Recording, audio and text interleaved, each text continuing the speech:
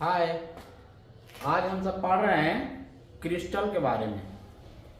तो आज हमको देखना है कि जालक और एकक कोष्टिका क्या है।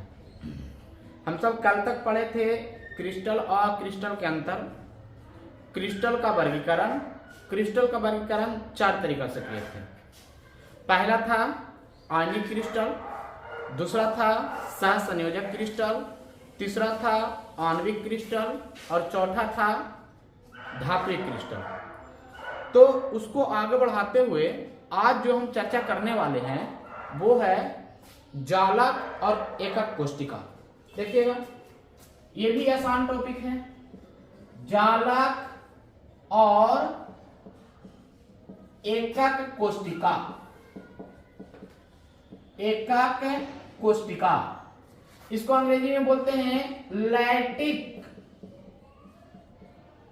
And unit cell. Lattice and unit cell. जैसे एक बात हम बताना चाहते हैं कि जालक क्या है। एक घर को देखिए, एक घर क्या है? जालक है। और उस घर का एक छोटा सा रूम जो है वो एक कोष्टिका है। ये जो है एक जालक है। अब इसमें से एक भाग को उठा लो। जैसे ध्यान देना, ये है, ये है, ये है, ये है, ये है, ये है, ये। अब यही में से एक भाग को हम हटा लिए तो वो हो जाता है एकक कोष्टिका। एकक कोष्टिका जो बार बार पुनरावृत्त करके एक नए क्रिस्टल का निर्माण करता है, एकक कोष्टिका कहलाती है। और जो क्रिस्टल का निर्माण होता है वह क्रिस्टल जालक कहलाती है।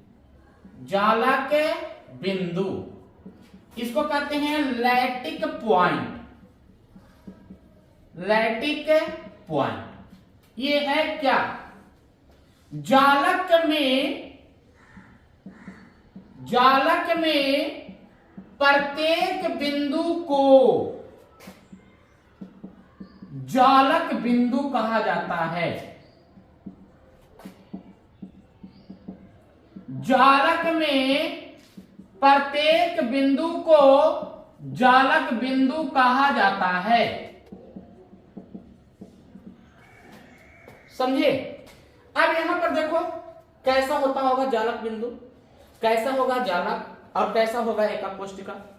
आज खाली इतना ही का हम चर्चा करेंगे कि जालक बिंदु क्या है और एकक कोष्टिका क्या है, फिर आगे वीडियो में बताएंगे। तो यहां पर ध्यान देना, सबसे पहले बिंदु का अरेंजमेंट करिए। रेगुलर अरेंजमेंट होना चाहिए, ठीक है। जालक बनाने का एक आसान तरीका मैं बता रहा हूं।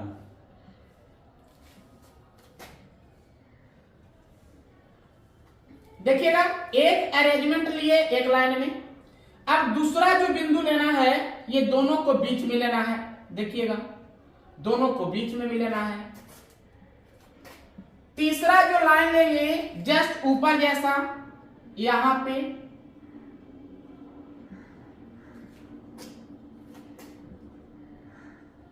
चौथा लाइन जो लेंगे बी के जैसा। अगर इसका अरेंजमेंट ए मानते हैं, इसको बी मानते हैं तो ए मानेंगे, अभी बी चलेगा, बी।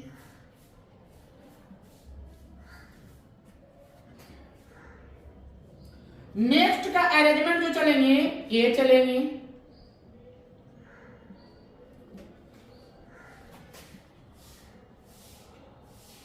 नेक्स्ट अरेंजमेंट बी चलेंगे।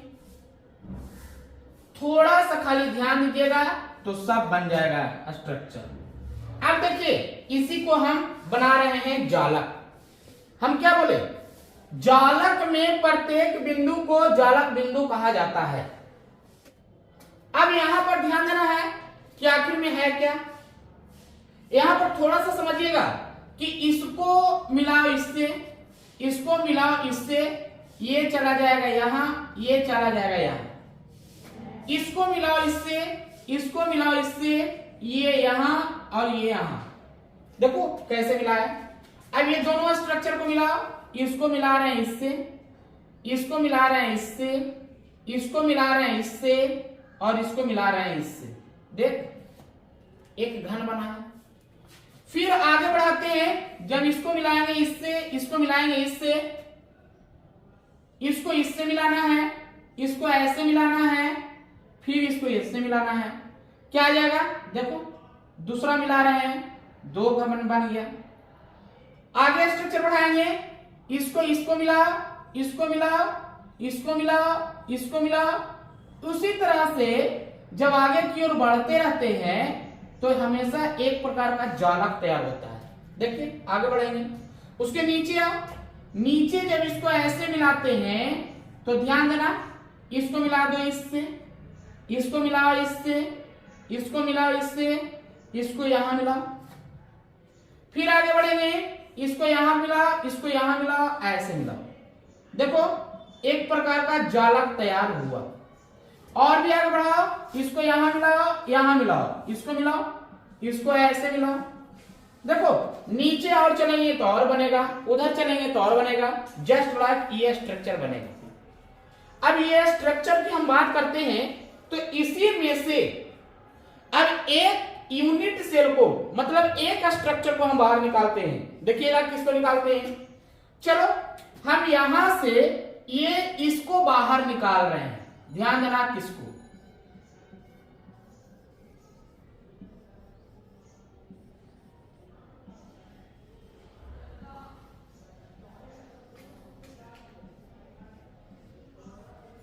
इसको हम बाहर निकाल रहे हैं। तो जब इसको बाहर निकालेंगे तो जो हमको तैयार होगा उसी को कहेंगे यूनिट सेल। देखिएगा इसको हम बाहर निकाल रहे हैं,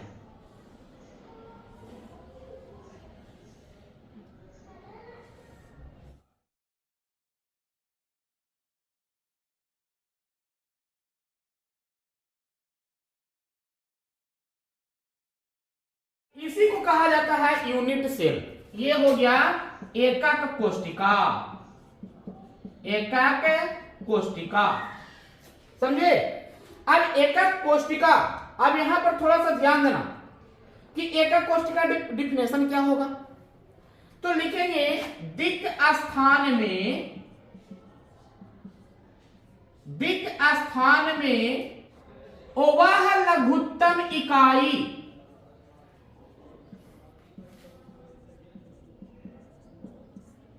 जो त्रिविम में बार बार पुनरावृत्त करके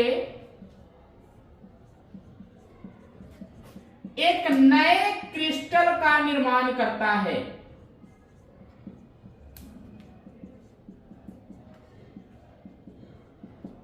एक नए क्रिस्टल का निर्माण करता है एकक कोशिका, या अंग्रेजी में उसको बोले तो यूनिट सेल कहलाती है। एकक कोशिका या यूनिट सेल कहलाती है। जैसे यहां पर एक बात सोचो, देखो तो ये स्ट्रक्चर को यहां पर ला रहे हैं, ऐसा ऐसा इधर है स्ट्रक्चर, दूसरा स्ट्रक्चर ये है, तीसरा ये है, चौथा ये है, पांचवा ये है, छठा ये है, सातवां ऊपर होगा, आठवां नीचे होगा, इसी तरह से अरेंजमेंट होगा जस्ट इसके जैसा। देखिएगा एक स्ट्रक्चर अगर ये ग्रीन वाला को मानते हैं तो ग्रीन के नीचे में देखिएगा येलो है, ग्रीन के इस साइड में व्हाइट है, ग्रीन के इस साइड में व्हाइट ग्रीन है, ग्रीन के इस साइड में ग्रीन है। अब इसके अंदर भी एक क्रिस्टल है, देखिए इसको पलट के दिखा रहे हैं, इसके अंदर वाला ये क्रिस्टल है, इसके अंदर भी एक क्रिस्टल है, उसको मैं दिखा रहा हूं, देखिए इसके अंदर ये क्रिस्टल होगा। तो इसी तरह से अगर ऐसा ऐसा स्ट्रक्चर मिलकर एक बड़े जालक का निर्माण करता है तो इस स्ट्रक्चर को एकक कोशिका या यूनिट सेल कहते हैं। बस इतना ही। अब यहां पर ध्यान देना, आखिर में हम कैसे इसका डिफिनेशन बनाएं। तो दिक् स्थान में वह लघुत्तम इकाई, लघुत्तम इकाई मतलब सबसे छोटा इकाई, सबसे छोटा पार्ट, सबसे छोटा पार्ट, इतना का सबसे छोटा पार्ट से ही सब होगा। वह लघुत्तम इकाई जो त्रिविम में, त्रिविम मतलब 3D में, 3D देखिएगा कहीं भी उठा लो, यही है बुआ, ये है, ये है, इसको मानते हैं एक्स एक्सिस, वाई एक्सिस, तो इसको मानेंगे जेड एक्सिस। अब एक बात समझिएगा, आप पहले पढ़ चुके हैं मैथ में कि 3D में जो होती है वो नजर नहीं आती है, और जो नजर आती है वो होती नहीं है। ये एक्स एक्सिस, ये वाई एक्सिस, ये जेड एक्सिस। देखिएगा क्या जैसा ये है वैसा ये नजर आ रहा है? नहीं आ रहा है। देखो ये तो ठीक है, एक्स वाई ठीक है, जेड आपको ऐसा दिखाई दे रहा होगा। तो जो होता है वो नजर नहीं आता है, और जो नजर आ रहा है वो होता नहीं है। होता तो ये है, नजर आ रहा होगा ऐसा, तो ये नहीं होता है, होता ये है, और होता ये है तो नजर वो आ रहा है। तो यहां पर ध्यान देना है थोड़ा सा कि 3D में बार बार पुनरावृत्ति करके बताइएगा। कोई भी घर को उठाइएगा 3D स्ट्रक्चर होती है, रूम को उठाइए 3D स्ट्रक्चर होती है, एक इधर एक नीचे।